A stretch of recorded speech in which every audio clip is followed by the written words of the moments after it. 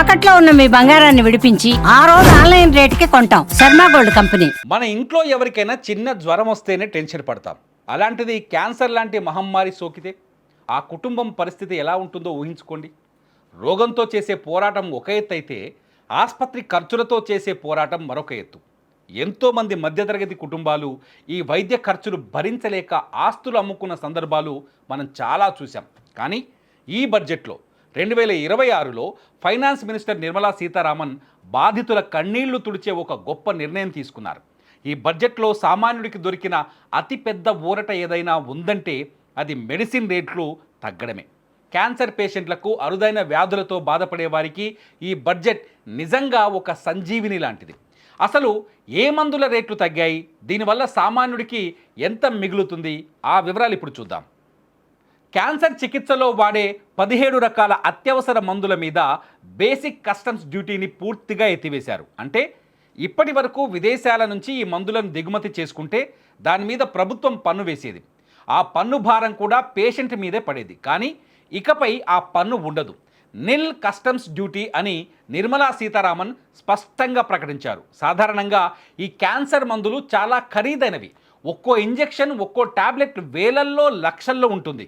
ఇప్పుడు ఈ కస్టమ్స్ డ్యూటీని 10% నుంచి 0కి తగ్గించటం వల్ల ఆ మందుల ఎంఆర్పి భారీగా తగ్గే అవకాశం ఉంది. ఇది లక్షలాది మంది క్యాన్సర్ బాధితులకు ఆర్థికంగా పెద్ద రిలీఫ్ ఇస్తుంది. To provide relief to patients, particularly those suffering from cancer, I propose to exempt basic customs duty on 17 drugs or medicines.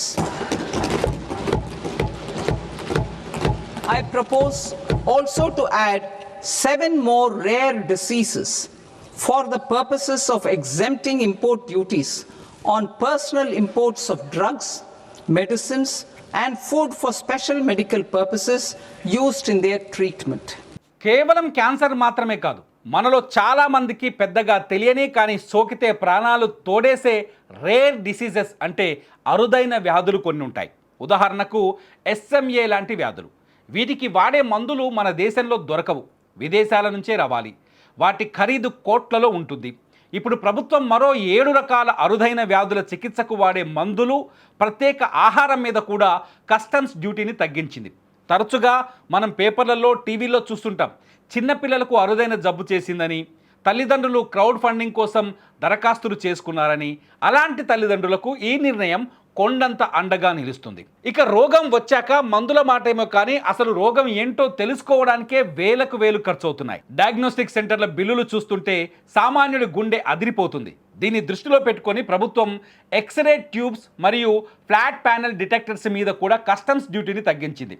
సింపుల్గా చెప్పాలంటే ఎక్స్రే మెషిన్లు, స్కానింగ్ మెషిన్ల తయారీకి వాడే విడిభాగాల ధరలు తగ్గుతాయి.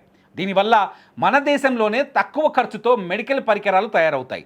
ఎప్పుడైతే మెషిన్ రేటు తగ్గుతుందో ఆటోమేటిక్గా స్కానింగ్ ఛార్జీలు, టెస్టుల రేట్లు కూడా తగ్గుతాయని మనం ఆశించవచ్చు. ఇది మేక్ ఇన్ ఇండియాకి సపోర్ట్ ఇవ్వడమే కాదు, హెల్త్ సెక్టార్లో ఖర్చులను తగ్గించే ప్రయత్నం కూడా. సో ఓవరాల్గా చూస్తే నిర్మలా సీతారామన్ ప్రవేశపెట్టిన ఈ బడ్జెట్లో హెల్త్ సెక్టార్కి సంబంధించి తీసుకున్న ఈ నిర్ణయాలు చాలా ఆచరణాత్మకంగా ఉన్నాయి. ఒకవైపు క్యాన్సర్ మందుల ధరలు తగ్గించడం, మరొక వైపు అరుదైన వ్యాధులకు ఊరటనివ్వటం, ఇంకోవైపు మెడికల్ పరికరాల ధరలు తగ్గించడం, ఇవన్నీ కూడా సామాన్యుడి జేబుకి చిల్లిపడకుండా చూసే ప్రయత్నాలే. ముఖ్యంగా అనారోగ్యం పాలై ఆసుపత్రుల చుట్టూ తిరుగుతూ అప్పుల పాలవుతున్న మధ్యతరగతి కుటుంబాలకు ఈ ప్రకటన ఖచ్చితంగా కొంచెం ప్రశాంతతనిస్తుంది. బడ్జెట్ అంటే కేవలం వ్యాపారాలు, లాభాలే కాదు, మానవత్వం కూడా ఉందని ఈ నిర్ణయం నిరూపించింది.